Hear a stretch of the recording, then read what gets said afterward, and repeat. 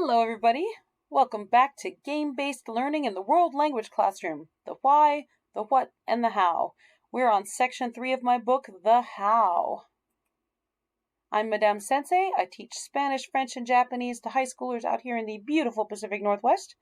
And I need help designing all my games. So if you want to talk to me about it, bounce ideas off me, I'm at studio-nemo.com, or the Minecraft Education Ambassadors, or the Minecraft Teachers Lounge, or the Duolingo Educators Network, or of course you can comment here. We're on chapter 12 of my book. We are still talking about card games to teach vocabulary that needs to be drilled and killed.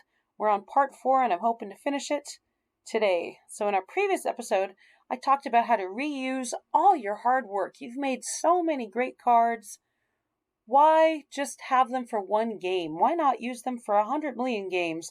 And then you can be flexible at the drop of a hat, and you've got all sorts of variations so the students don't think about that they're using the same cards over and over, but they're getting that really, really crucial drill and kill that they really need. I talk about reverse charades in an earlier episode, but just again, in a nutshell, you can take your cards, have one student come up to you and randomly draw a card and secretly look at the card, and then that student has to act it out. And then when everyone understands what the student is acting out, then they write it on their whiteboards and show it to you. And yes, other people might sneak a peek at their whiteboard, but it's okay because they're getting the TPR, the total physical response.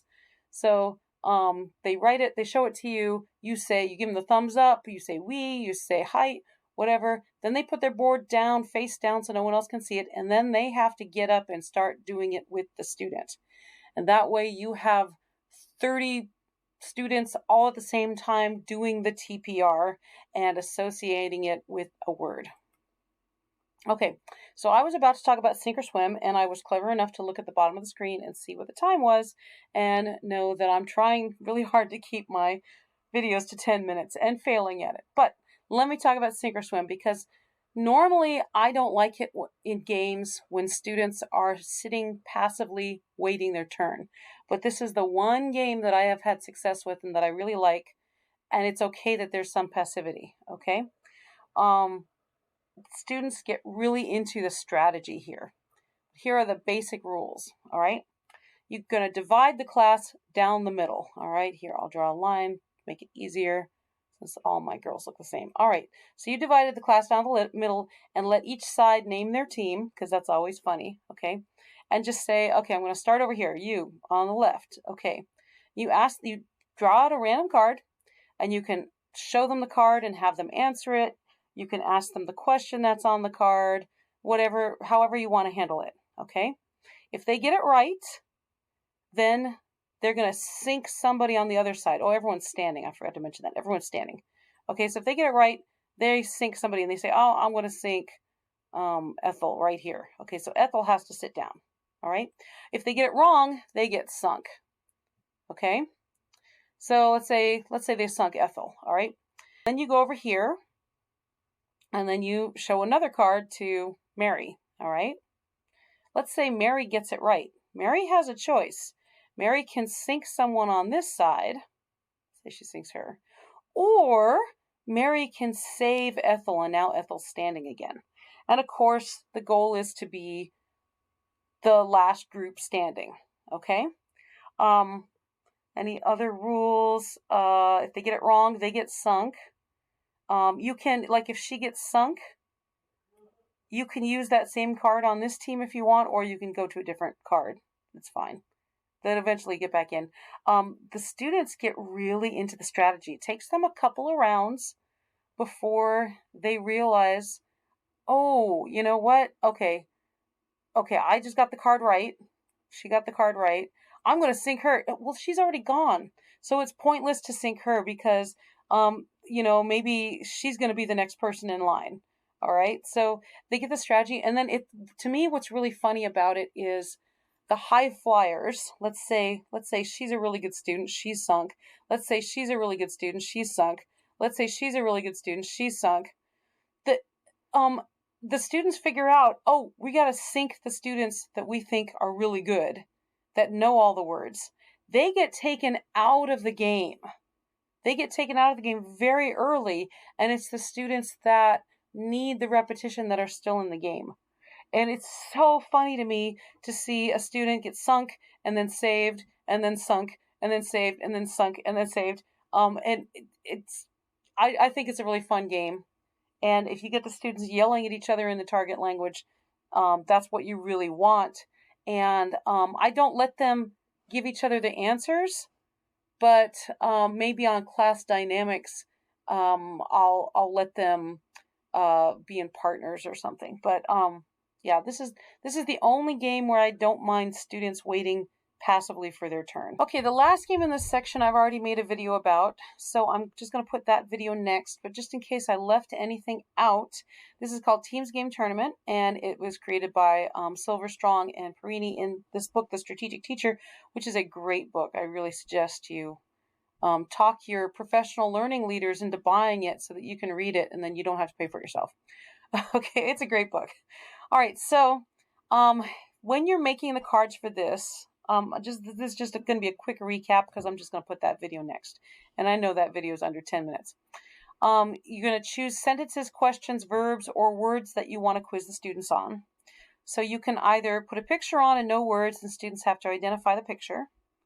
Or you can write a verb and tell the students to conjugate the verb. You can write a sentence and tell the students to translate, going to or from the target language. You can ask a question and have the student give an answer, okay? Any of that's all fine. So because, like I'm trying to teach you guys, you don't have to go to a lot of extra work. Here's a wonderful workbook I have called Mastering French Adjectives. Let me make it smaller so it fits in. All right. And I just took that and I photocopied it on a cardstock and I cut it up. And I said, those are my cards, okay? Or at the time before it became Auténtico, it was Realidades for my Spanish class. They have these cartoony pictures, and we just used that out of the book. And my colleague and I had already made a Microsoft Forms for these pictures, and I just printed up that Microsoft Forms, and I said, okay, these are my cards. Look, they already have the numbers on them. I'm going to talk about the numbers in a second. Okay, so you really need that number in the corner. So here I had to add numbers in the corners. And you print the whole thing on cardstock. I find that 45 to 50 cards is a good number. All right, but you need the numbers on the cards because the students are going to have to correlate that number to their answer sheet. You're going to make a master list of the answers to the cards. Now, students are going to see this list. Okay, so here I made my master list, and then I gave them reasons that I thought they were going to ask me. Hey, why is this wrong? Why can't I say bailar here? Because I asked, ¿qué es esto? I didn't say, ¿qué hace? ¿Qué haces? You know? So you can't use the verb here. You need a noun. Okay, and then here I tell them they can put their subject pronouns in or whatever other information I think that they're going to ask me a million times. Why not write it here? The students are going to see it, okay? But this is the master list. Make sure that everything corresponds correctly to the cards. And then you make a sheet of paper with 45 to 50 blank lines for the answers. And I just have random sheets of paper that I've already done this to so that I can just grab it I print up 100 million of them, and then I don't need to worry about printing them again. And then the students can fill it in, whatever we do with it. Okay, so here's all the number, and they're going to write the answer from the card. Okay, you want to make sure your table mates don't get as many as you do, so double check their answers, challenge them, because the more I can get the students policing each other, the more they're speaking in the target language, and the more they're holding each other's feet to the fire. Okay, actually, my speaking the target language for this one, the example I just showed you, I wasn't having them speak in the target language, and I think that's okay when you're first introducing concepts. Okay, here is, I took it up to the next level. Remember I told you I made a Duolingo board game, and I made it so that I could change the colors out. Sometimes I want to do that as Teams Games Tournament, because sometimes Teams Games Tournament is a little dry. Okay, so if I do it as a board game, then I have the students write it like this, and I just made a new worksheet for that. Your goal is 30 correct answers. You want to make sure your table mates don't get 30 before you do, so double check their answers, because I really want them policing each other. Okay, so how many students do you have in your class? Divide by 3, print that many sets of cards. So if I've got a class of 30 students, I'm printing 10 sets of cards. And then I'm printing 10 answer keys. And I showed you how they correspond. And then this is important, staple blank cover page on top of the answer keys so that the students can't glance at it. They have to physically open it, okay? Print the paper with the blank lines for answering, one paper for each student. So for a class of 30, I've got 30 of the blank papers. All right, so I described this a lot in my other video, but you're going to put the students into well-balanced study groups, and you choose the study groups.